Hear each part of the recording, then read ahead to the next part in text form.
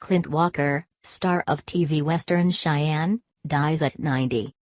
Clint Walker, who starred in the television Western Cheyenne and had a key supporting role in the World War II film The Dirty Dozen, died on Monday in Northern California, according to the New York Times. He was 90. For 7 seasons from 1955-61, he played Cheyenne Bodie, a rambunctious wanderer in the post-Civil War West, on the ABC series Cheyenne. He also guested as the character on Maverick. The actor's serio-comic confrontation with star Lee Marvine was one of the highlights of the classic 1967 war picture The Dirty Dozen.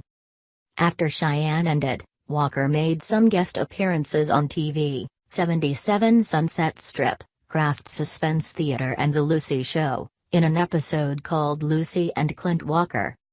But the actor became more interested in movies, both theatrical and for TV. In 1964, he had a supporting role in the Doris Day Rock Hudson comedy Send Me No Flowers. His acting was not distinguished, but he did participate in a memorable sight gag in which the enormous man popped out of an exceptionally small car. Impressively, Frank Sinatra, directing the thought-provoking World War II film None But the Brave, 1965, cast Walker in the lead as a Marine captain who, along with his men, including one played by Sinatra, reaches a détente of mutual benefit with the Japanese troops, led by a lieutenant played by Tatsuya Maehase, who have come to inhabit the same Pacific island. He next starred in Bear vs. Man adventure western Night of the Grizzly, but a more interesting choice, perhaps, was Maya, in which Walker played a hunter in India whose son, played by Jane North, flees into the jungle after a quarrel with his father, who must seek far and wide for the teen. Walker in 1967 joined the all-star cast of World War II classic The Dirty Dozen. The actor played one of the 12 miscreants rescued, recruited from military prisons for a particularly hazardous mission. Lee Marvine was a big man, but Walker was far bigger, and in their famous scene together, Marvine's character enjoins Walker's Samson Posey to take a swing at him, a reluctant Posey, essentially a gentle soul, except when pushed, says, "I don't want to hurt you, Major." Major Reisman, provoking him, responds, "You're not gonna hurt me, I'm gonna hurt you." To use him as an example of how the dozen need to learn self-defense, Marvin's Reisman gives Walker's Posey his knife and starts pushing him, starts to enrage Posey. So Posey, pushed to the limit, thrusts the knife at Marvine, who grabs it and flips Posey to the ground, subduing him. In the 1969 Western More Dead Than Alive, Walker was first credited, above Vincent Price and Anne Francis. The New York Times paid him a half-baked compliment: "There is something winning about his taciturn earnestness as an actor, although real emotion seldom breaks through." The Times was more impressed with his performance in the comedy western Sam Whiskey, the Burt Reynolds Angie Dickinson vehicle in which Walker was third billed.